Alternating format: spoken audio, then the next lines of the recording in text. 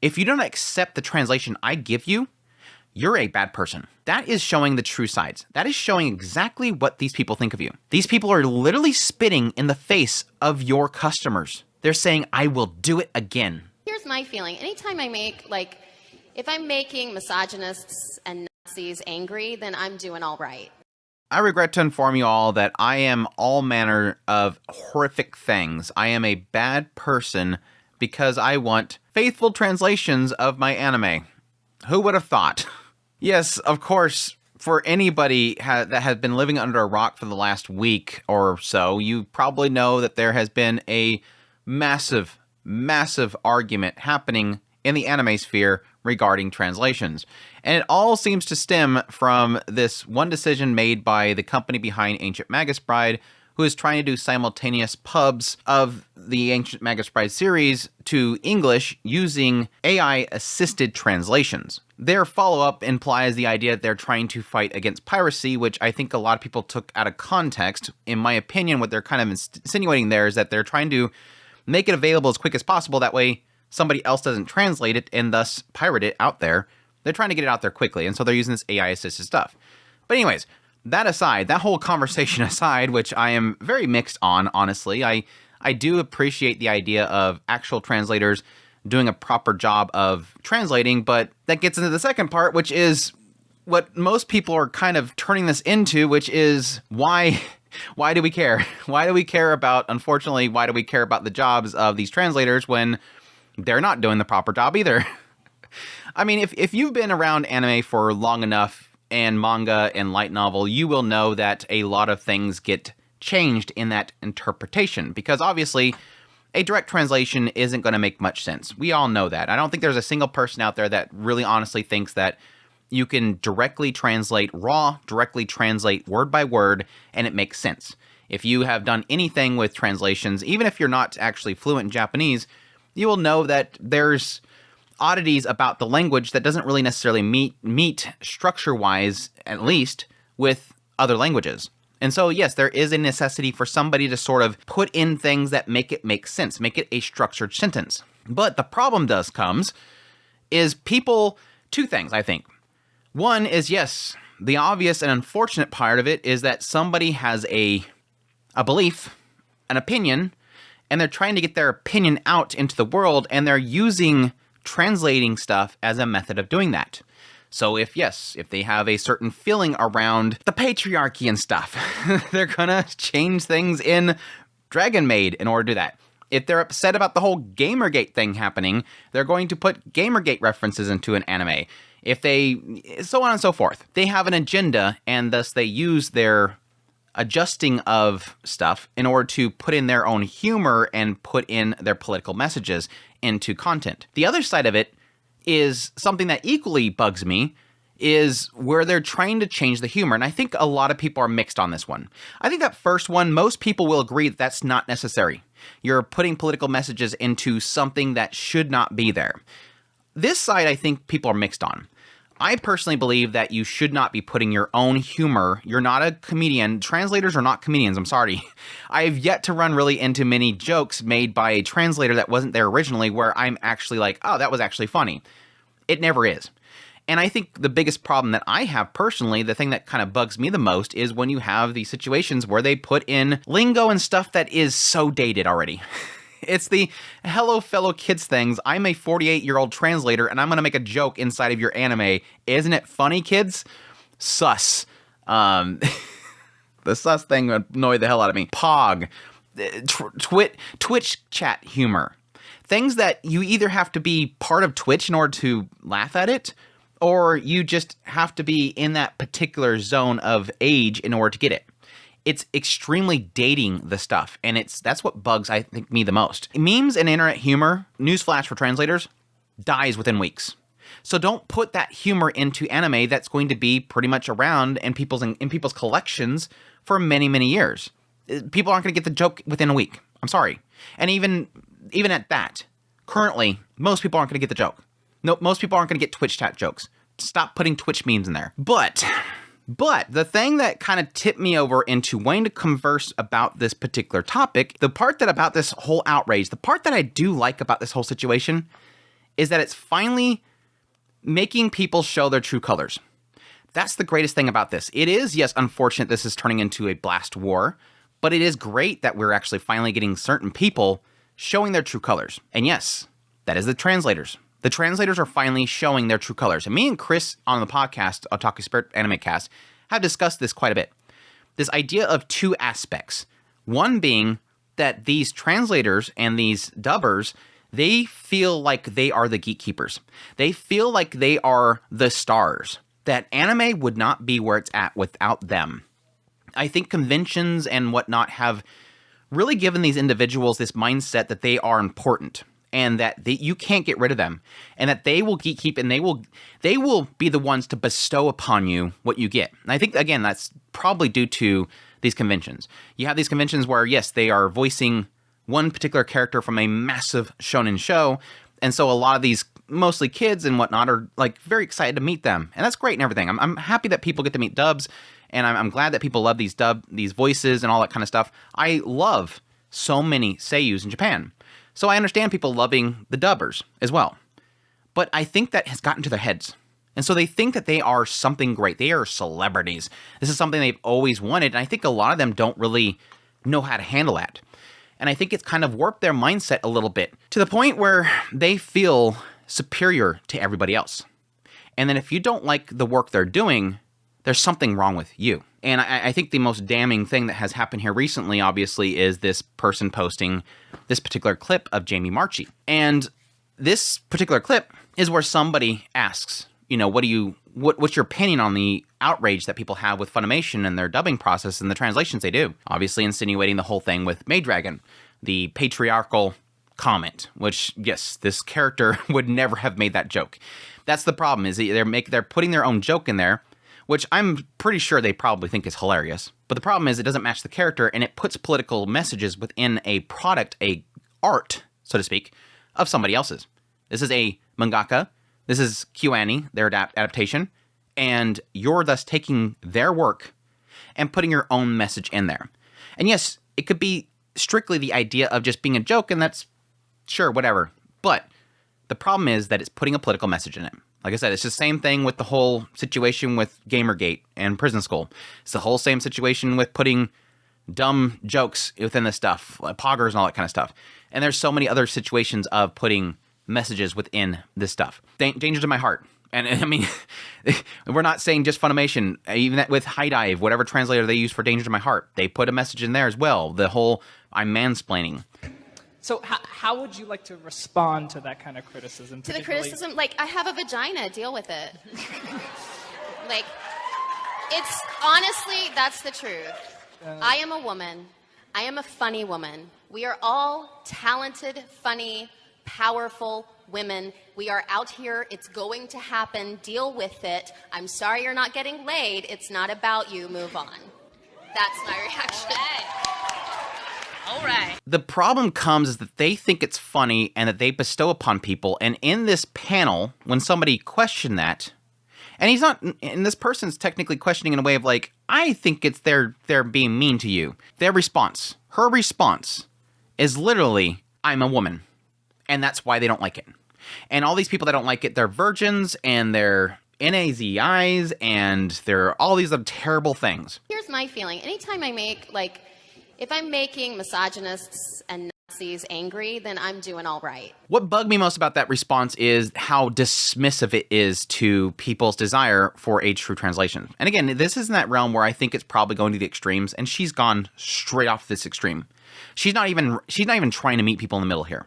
She's immediately going to the extreme and assuming everybody that doesn't like translations the way that she's doing it, they're obviously horrific people that are, in probably this point, she's probably just thinking that she's being attacked, and she probably, no doubt, getting some really horrific attacks, in which I do not condone in any way, shape, or form. This reply, like I said earlier, is that showing of their true colors. She is literally showing you what they truly think about all the anime fans out there. Yes, there's going to be probably mostly just people in that room. They just think that whatever she does is amazing. They see her as a celebrity. They will never question her, which I think is a very bad thing to get your mind in. Do not put these people on pedestals. Do not put me on a pedestal. Do not put another content creator on a pedestal. Do not put people on pedestals. because you accept everything they do until it finally breaks you and you finally see the true sides and it hurts you. These people accept whatever she says, even though she's saying something right there that is literally spitting in all their faces. If you don't accept the translation I give you, you're a bad person. That is showing the true sides. That is showing exactly what these people think of you. What she said on that stage is exactly what I know for the longest time, or I assumed for the longest time, they were saying behind the doors. Every time, for the last 10 or so years, I would probably say that I've had this mindset. This is Funimation. This was Funimation behind the scenes. They were this company. And we that were looking into it were seeing this on a regular basis. We were seeing all of these little signs that this is how they were. That when they're in those recording booths, this is the stuff they were saying. This is the stuff that gets leaked out in videos and audio clips. This was the atmosphere of Funimation. And it's probably still the atmosphere of Crunchyroll. And is the atmosphere of a lot of other groups that are doing dubs and subtitles for other groups. This is how they think of the fandom behind the scenes. That here is my fans that see me at conventions and they love me. And here's the guys that get mad whenever I put my stuff in there and I think it's hilarious. And we all laughed when we were on the voice chat, but they don't think it's funny. They're probably terrible people. They're just they're horrific people because these people know that I'm good. Again, they don't know how to handle this fandom. And I think it's messed with their minds and it makes them think that there's something better than they actually are. And these fans are feeding into it. And these people over here that are actually the majority of the fandom that just want a true translations that are getting bit every now and then with these random phrases that do not match what is actually being said, they're upset because they're realizing that they're not doing a proper job translating. And they're getting upset about it. So when it comes to this whole situation with the AI coming in the picture, is anybody actually surprised? I'm not. I don't want full AI translation. I mean, if it does a proper job, I wouldn't mind it, especially for Japanese companies to be able to do their own subtitling and produce and ship it out themselves rather than having all these other companies handle it. That's been my argument for the longest time. I wish Japan themselves, these production committees, would handle distribution themselves. Don't give it to Crunchyroll, which yes is part of Sony, which is Aniplex and all that kind of stuff, but it's still a Western company. It's still a Western company, and they can still do things until Sony figures it out and then slaps them on the wrist. I think that's what happened with Funimation. I am still convinced. I hope one day something comes out that shows what happened with the restructuring of Crunchyroll and Funimation. Because my assumption is even though they did initially announce Funimation bought Crunchyroll, it was actually Sony bought him. But what happened eventually, even though they announced that Funimation bought them? Eventually, Crunchyroll absorbed Funimation. I believe it's because Sony seen something in Funimation, their structure, what was going on behind the scenes, that they weren't liking. And so they got rid of that brand. They got rid of that group. And eventually it's going to happen to Crunchyroll. I mean, it's already happening in Crunchyroll. You see plenty of really dumb subtitles and whatnot in Crunchyroll products. It's not like it's not there. And I think eventually Crunchyroll is going to get that, if it's not already there, is going to get that same atmosphere that, again, I fully believe was in Funimation that we seen on that panel with Jamie Marchi. We seen her true colors, that she despises the fandom. She despises them. To quote her, because she quoted herself back in 2019, just remember, if there's a line change in any anime, any script, anything ever that offend anyone who unironically uses terms like SJW and feminist agenda, I wrote them. I wrote them all. Yeah, she's obviously being comical here. She's obviously cracking a joke. Every time it happens and it upsets you, it's me. It's obviously her putting herself on a cross. But it's still, that shows you that mentality. It's that constant, I want to spit in your face. Can I spit in your face? Let me spit in your face. It does make me kind of wonder, how the hell do these people keep getting hired? And then I remember, it's because the whole company is that. Again, that was a sign back there that entire Funimation company was that. They're talking behind the scenes going, these idiots are so mad. Yeah, I know, right? And she is perfectly willing to go on to social media and say that because she knows that her bosses are laughing too. That's the mindset you have to keep in mind. This is unfortunately, again, it's been uncovered at this point, and I'm so happy that so many groups right now are picking this up. And I think it's because this whole AI thing, it kind of blew up. Certain streamers, big streamers, are now picking up on this. They're now talking about it, which is a great thing because I think this will allow it to get in a bigger picture. Now, granted, people like Jamie Markey, I don't even think it is really involved with the actual process anymore. I think she's with another company. But I think it's going to show that, yes, that stuff kind of stems back there. Like I said before, don't think this is just her. Don't think it's just the translators. This is a company-wide thing that I think needs to get sussed out here. It needs to be pulled out into the open, and people need to start keeping up on this. Whenever this stuff happens, which has been happening for a long time and it's not been getting enough attention that anything happens, the whole patriarchal thing, it's been happening for a long time. It's just it hasn't been big enough that these companies go, what's going on? Companies like Sony need to be addressed here. You need people. This is my call to people. Stop with this back and forth maliciousness. That's not going to fix anything. If anything, it's just going to make the fandom look bad. Instead, focus your efforts. Sony needs to know about this. I think Sony Japan needs to know about this. These creators need to know about this. And this is something that we've been echoing for the longest time. Every time this stuff comes up, I think I mention the idea that stop attacking the translators. Tell the companies that own these products they're messing with your art. They're messing with your creation. And they're ruining your anime. That's just like the idea of even buying a Blu-ray that will have something of a message like this in it. I don't want to buy it. Instead, I will end up buying the one that's the reverse. Things like Interspecies Reviewers. Getting that is a much more impactful, I think, in my opinion, than buying the one that has all that crap in it. Show them that you're not willing to check this stuff out. Show them that you don't want this. Because honestly, we don't want them associated with our fandom. They are not representative of us, and they will stand out and try to own this fandom. And I'm like, you don't realize these are amazing people with lots of backgrounds and lots of different cultures and just an amazing array of strength and power within them, and you do not represent the people I know. So just... I feel strongly about it. We don't want them associated with our fandom. They're not representative of us. That is the part that bugs me the most. It is just, again, this kind of goes back to my discussion about communities and whatnot, that I hate that kind of association and that grouping that kind of happens. And yes, it also kind of plays into what I said earlier about putting these people on a pedestal. This idea that there is a collective. No, it's simply that you want this product. And this product should be a translation of what was given to you from this other company. You don't want these localizers show. You want Dangers of My Heart. You want Dragon Maid. You want Prison School. You don't want their interpretation of it. You do not want their jokes. It's as simple as that. I don't care what gender you are when you translate that. I don't care what your beliefs are when you translate that. I don't care if you like to ride a bike to work every day. I care about what the character says in the show that was produced in Japan. That is the whole point. This isn't a collective thing.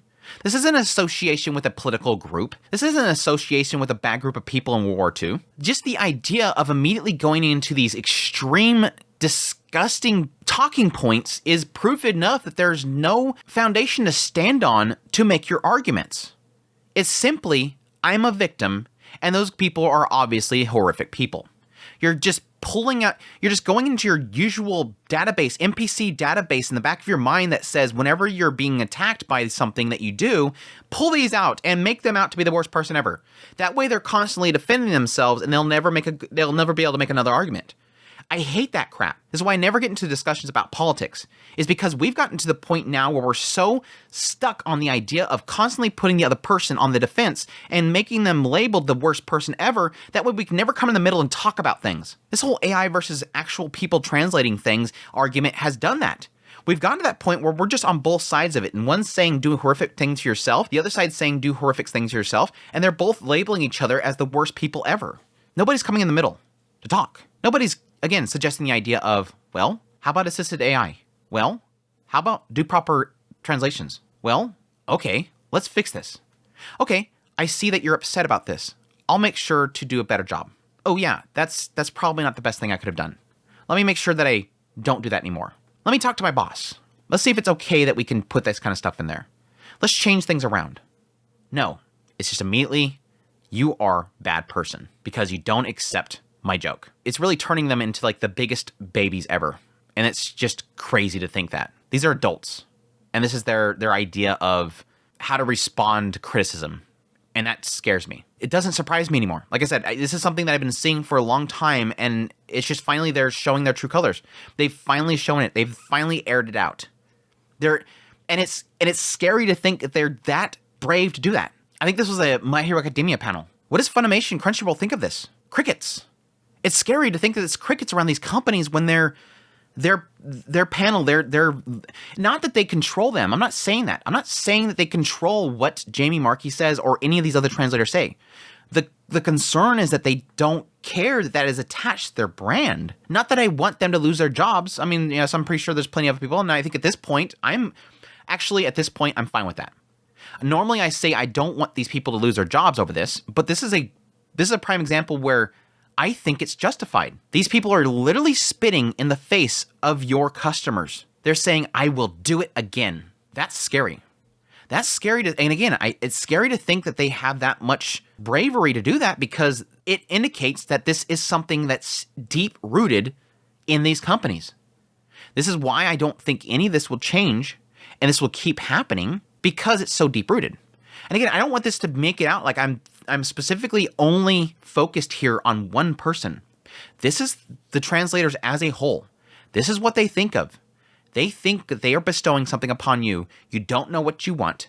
I am doing a perfectly acceptable job, and you cannot stop me. I will continue to do this terrible job and put my own jokes in it because I am better than you. Because I am the gatekeeper. These people believe they are the gatekeeper. You could not have your anime if it weren't for me. You can't have your manga if it weren't for me. And they've been standing on this for the longest time, and they are unmovable because they are the one that are giving you what you can understand. That now this AI thing's coming up, that's what scares them. And that's why I kind of agree with people that are the anti-localizers. They believe, finally, you've lost your control. This AI is going to take away your control, and it scares you. It scares these people. AI is scaring everybody, and now it's the translator's turn. With all that stuff out of the way, yes, I kind of am okay with the idea of if this is what this company wants, they can do it. Yes, you can voice your concerns, but if this publication believes that's what they want, they'll do it. And I don't think it's going to affect the Western release of it. I'm pretty sure that probably 7 Seas and whatever is who's publishing it. I think it's 7 Seas. Yes, 7 Seas. I had to look up here.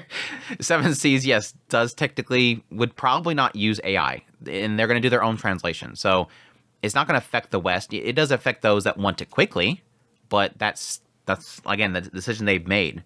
And since it's assisted, I would assume that they're going to have plenty of control over it. So that's the hope. Anyways, this has been a long rant video, but that's been my thoughts about this whole situation. Like I said, that video from that panel, I think it was the tipping point for me. I typically do not like to care to get involved with things like this because it's mostly clickbait. People are constantly just kind of feeling the fire in order to get views.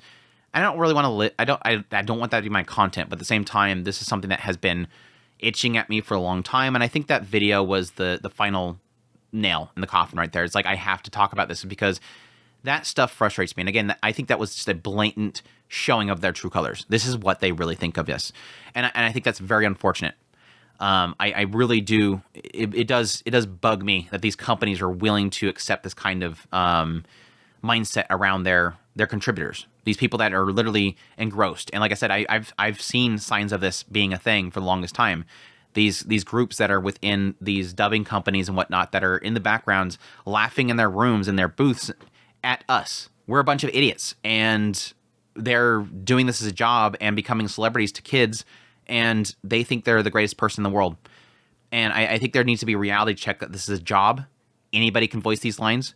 Anybody can translate this stuff. An AI can now translate it, and eventually an AI will probably voice it. So shape up before you lose your jobs. But anyways, I hope you guys enjoyed this video. As always, if you did, make sure to hit that like button down below, comment, let me know what you think of this whole situation. I hope you guys enjoyed it. If you did like this content and you want to support it more, I have a Patreon link, tips link, super thanks, membership button down below. Greatly appreciate it, but it does. And y'all take care.